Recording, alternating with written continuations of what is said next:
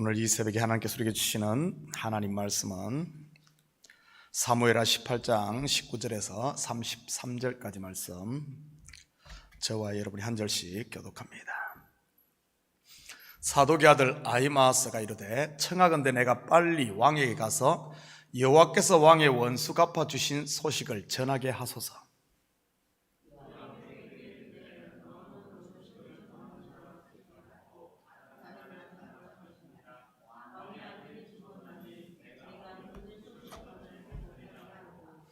요압이 구스 사람에게 이르되, 내가 가서 본 것을 왕께 아뢰라 하매 구스 사람이 요압에게 절하고 다름질하여 가니,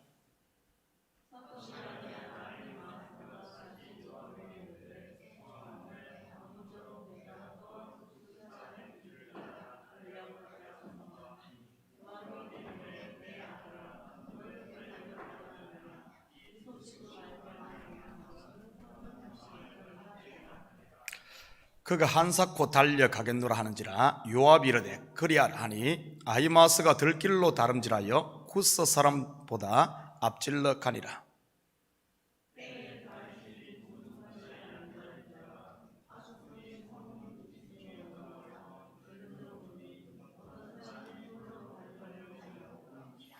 파수꾼이 외쳐 왕께 아뢰되, 왕이 이르되 그가 만일 혼자면 그의 입에 소식이 있으리라 할 때에 그가 점점 가까이 오니라.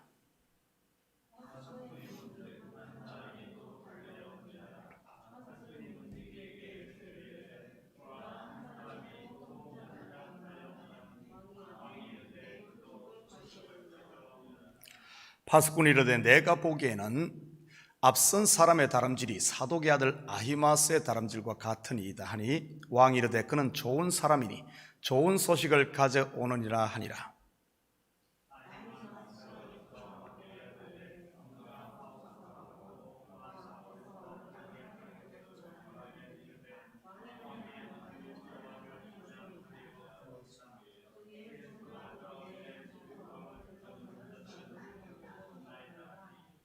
왕이 이르되 젊은 압살롬은 잘 있느냐 하니라. 아히마아스가 대답하되 요압이 왕의 종 나를 보낼 때에 크게 소동하는 것을 보았사오니 무슨 일인지 알지 못하였나이다 하니,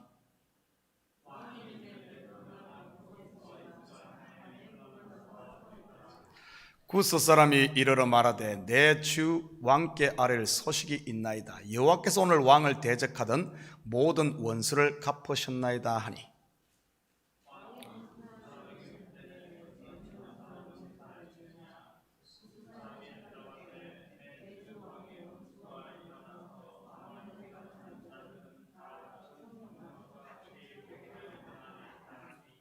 다 같이 읽겠습니다. 왕의 마음이 심히 아파 문 위층으로 올라가서 우니라. 그가 올라갈 때 말하기를, 내 아들 압살롬아, 내 아들 압살롬아, 차라리 내가 너를 대신하여 죽었다면 압살롬 내 아들아 하였더라. 아멘. 좋은 아침입니다. 자, 우리 뒤쪽에 저것 좀 피아노 좀 뮤트 좀 시켜줄래요? 소리가 약간 울리네요. 그래도 울리면 볼륨을 조금 낮춰주시고요. 우리는 어제 새벽에 압살롬의 죽음에 대해 살펴보았습니다. 그가 자랑하던 그의 머리카락으로 인해 죽게 되지요. 이 속에 담긴 영적인 의미는 그가 자랑하던 율법의 의로 인해 그가 죽게 되었다는 이런 뜻이라고 했습니다. 마치 예수님 당시의 바리새인들이나 서기관 등 종교 지도자들처럼 말이지요. 율법에서 난 의로 스스로 머리가 되어 있으니 예수님을 배척한 그들 아닙니까? 그들의 잘남으로 인해 화를 당하게 되는 것이라고 했습니다. 화 있을진저 너희 바리새인들이여, 화 있을진저 너희 서기관들이여 하고 예수님께서 선언을 했으니까요. 그런데 하나님의 구속 역사에서 보면 저와 여러분이 바로 압살롬이었다는 사실입니다. 왜냐하면 우리는 모두 나의 잘남의 머리가 잘리고 대신 그리스도가 머리 되는 이런 교회 성도이기 때문이지요. 오늘은 성전보를 전하는 두 전령의 이야기와 그리고 그 소식을 들은 다윗의 통곡 속에 담긴 복음의 비밀을 한번 살펴보도록 하겠습니다. 19절입니다. 사독의 아들 아히마아스가 이르되 청하건대 내가 빨리 왕에게 가서 여호와께서 왕의 원수 갚아 주신 소식을 전하게 하소서. 당시 전쟁에서 승리의 이 소식을 왕께 전하는 일은 그 무엇과도 바꿀 수 없는 영광스러운 일이었습니다. 이것을 잘 알고 있는 아히마아스가 이 일을 자청하고 났습니다. 그는 벌써 압살롬의 모사 아히도벨과 다윗의 모사인 후세가 베푼 계략을 다윗에게 알린 경험이 있는 사람입니다. 사실 그 일로 인해 다윗이 위기를 벗어났던 것이고요. 그런데 이번에는 요압이 이 일을 하지 못하게 합니다. 왜냐하면 이번에 전하는 소식은 성전보이면서 그 속에 비보가 감춰져 있기 때문이지요.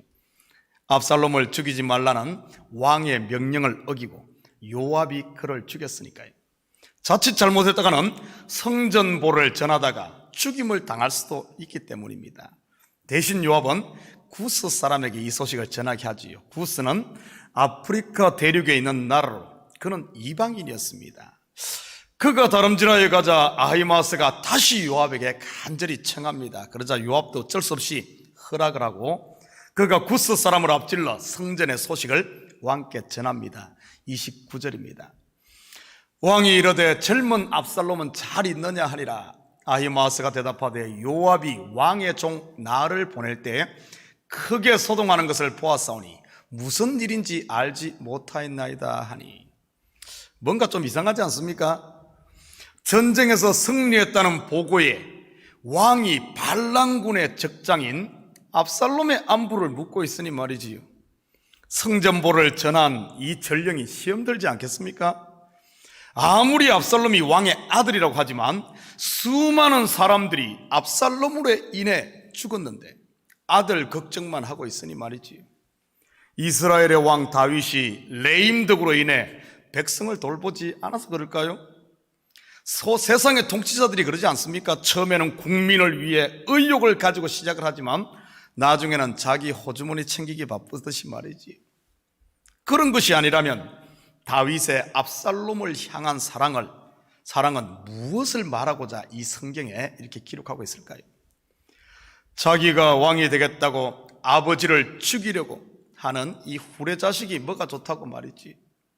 우리는 오늘 본문을 모티브로 한 이야기를 예수님의 비유 속에서 찾아볼 수 있습니다. 바로 아버지가 멀쩡히 살아있는데 아버지의 유산을 미리 상속받아 떠난 둘째 아들의 이야기 속에 말이지. 살아있는 아버지에게 유산을 상속해 달라고 요구하는 것은 바로 아버지의 왕위를 찬탈하려고 하는 이 압살롬과 같은 행위 아닙니까? 그런데도 아버지는 그 요구를 들어줍니다. 다윗 또한 예루살렘 왕국을 버리고 피난을 가지 않습니까? 거기다가 제사장들이 메고 온 법궤까지도 도로 돌려보내면서 말이지요. 지금 전쟁터에 나온 압살롬의 모습은 바로 재산 다 탕진하고 고생하는 둘째의 모습 아닌가요? 다윗이 압살롬의 이 소식을 기다리는 이러한 모습은 바로 비유 속에 나오는 아버지의 모습인 것이지요. 세상이 모두 손가락질하고 후레자식이라고 욕하며 돌로 쳐 죽여야 한다고 하지만 아버지의 마음은 그래도 자식밖에 없지요. 바로 지금 다윗이 그러고 있는 겁니다. 그렇다면 성경은 다윗의 이러한 마음을 통해 무엇을 말하고자 하는 것일까요? 바로 죄인들을 향한 하늘 아버지의 마음을 이 다윗을 통해 보여주고자 하는 겁니다. 스스로 하나님과 같이 되겠다고 먹지 말라는 선악과를 따먹은 아담과 하와, 에덴 동산에서 그들을 내보낸 후 하나님의 마음이 바로 오늘 다윗의 마음이었던 것이지요. 전쟁에서의 승리도 많은 탈취물도 아닌 오직 자기의 독생자의 피값을 주고 산 저와 여러분이 무사히 돌아오기만을 기다리는 하나님의 마음. 전쟁터에서 한 명이 홀로 달려오자 다윗은 좋은 소식을 기대했습니다. 만약 전쟁에서 패했다면 한 명이 오는 것이 아니라 패잔병들이 몰려오지 않았겠습니까? 그런데 아히마아스는 승리의 소식은 가지고 왔지만 정작 다윗이 기다리는 압살롬에 대한 소식은 없었지요. 그렇다면 하나님의 구원 역사의 관점에서 볼 때 아히마스가 먼저 전한 이 승리의 소식은 무엇을 말하는 것일까요?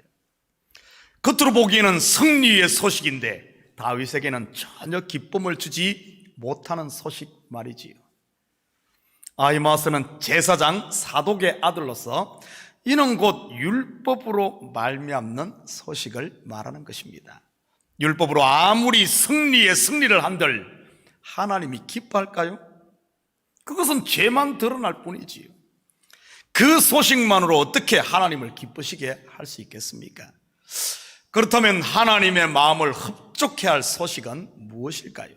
계속해서 봅니다. 그때 구스 사람이 도착하여 왕께 성전보를 전합니다. 32절입니다. 왕이 구스 사람에게 묻되 젊은 압살롬은 잘 있느냐? 구스 사람이 대답하되 내 주 왕의 원수와 일어나서 왕을 대적하는 자들은 다 그 청년과 같이 되기를 원하나이다 하니, 다윗은 이번에도 그 구스 전령에게 압살롬의 안부를 먼저 묻습니다. 다윗의 이러한 마음을 알 리 없는 그는 왕의 원수들이 압살롬처럼 되기를 원한다고 하며 있는 그대로 전하지요. 바로 압살롬의 죽음 말입니다. 그 소식을 들은 다윗의 반응을 볼까요? 33절입니다. 왕의 마음이 심히 아파 문 위층으로 올라가서 우니라. 그가 올라갈 때 말하기를 내 아들 압살롬아, 내 아들 압살롬아, 차라리 내가 너를 대신하여 죽었다면 압살롬 내 아들아 하였더라. 내가 너를 대신하여 죽었다면, 실질적으로 하나님께서 자기의 독생자를 우리를 위해 대신 내어주는 이 복음의 비밀이 속에 숨어있지요. 이방인이 전한 압살롬의 죽음의 소식, 그 소식에 다윗은 통곡을 합니다. 그런데 그 속에 복음이 들어있다는 사실을 아십니까? 압살롬의 죽음은 곧 다윗의 옛사람에 대한 선언이요, 이는 곧 우리의 죄를 지고 죽으신 예수 그리스도의 모습을 보여주고 있는 것입니다. 승리의 소식만이 복음이 아닙니다. 그것은 반쪽짜리 복음에 불과하지요. 바로 아히마스가 전한 소식 말입니다. 참된 복음은 죽음의 소식, 곧 아들의 죽음의 소식, 십자가에서 하나님의 아들 예수가 죽었다는 소식과, 그리고 그 죽음이 끝이 아닌 죽음의 권세를 깨뜨리고 부활한 승리의 소식, 이 둘이 합해진 이것이 참된 복음이란 겁니다. 다윗의 통곡 속에는 역설적으로 참된 기쁨이, 그리고 그 감격이 감추어져 있는 겁니다. 다윗의 이러한 통곡은 결국 결실을 보게 되지 않습니까? 눈물로 씨를 뿌리는 자는 정령 기쁨으로 단을 가지고 돌아오듯이 말이지요. 하나님이 예비한 아들 솔로몬이 왕위를 계승하게 됩니다. 예수 그리스도의 죽음의 소식, 이 소식은 하나님 아버지께 통곡이요, 온 인류에게 통곡 소식 같지만은 그 눈물 통곡이 변하여 수많은 아들들이 열매로 죽게로 하나님께로 돌아오는 이 역사가 있는 겁니다. 바로 우리를 향한 하나님 아버지의 마음과, 그리고 복음이 무엇인지를 보게 해주기 위해 오늘 본문의 성전보를 전하는 이야기가 이렇게 지루하게 상세하게 기록되어 있는 것입니다. 여러분, 돌아온 탕자 비유에서도 보면 이 아들은, 돌아온 둘째 아들은 죽었다가 다시 살아난 아들, 바로 압살롬, 죽은 압살롬을 통해서 다시 솔로몬이 다시 죽었다가 산 거듭난 아들임을 이 속에서 이야기해주고 있는 것이지. 사랑하는 성도 여러분, 우리가 죄를 이기고 세상을 이길 수 있는 힘이 바로 나를 향한 하늘 아버지의 이 마음, 지금도 우리를 기다리고 있는, 우리는 비록 죄 가운데서 어떻게 보면 아버지의 왕위를 찬탈하려고 하는 이런 마음을 가지고 있다 할지라도 하나님은 여전히 우리를 향한 하나님의 마음은 돌아오기를 바라는, 한 영혼도 잃지 않고 다 구원하기를 바라는 그것이 하나님 아버지의 마음이라는 사실입니다. 결국 하나님의 이 마음이, 이 뜻이 우리를 죄악의 끝자리에서도 돌아오게 하고 우리가 세상을 이기는 승리의 비결이라는 것이지. 그리고 참된 복음은 성전보만이 아닌 바로 내가 죄인이었던 것과 그 죄를 위해 예수님께서 십자가에 죽으셨음에 대한, 그리고 나의 죽음에 대한 이런 고백이 있어야 하는 것임을 말하는 것입니다. 이렇게 자기가 죽은 사람만이 그리스도가 머리가 되어 그분의 통치 아래, 그리고 그분과 함께 왕노릇하는 것이고요. 사랑하는 성도 여러분, 오늘 하루도 비록 여러분의 삶의 현장이 세상이 만만치 않다 할지라도 나를 위해 모든 것을 내어주시고, 그리고 여전히 우리를 향한 그 마음이 조금도 변하지 않는 이 하나님의 마음으로 오늘도 여러분의 삶 현장에서 넉넉히 계시고 감사하며 사는 이런 복된 하루가 되시기를 주님의 이름으로 축복합니다. 같이 기도합니다.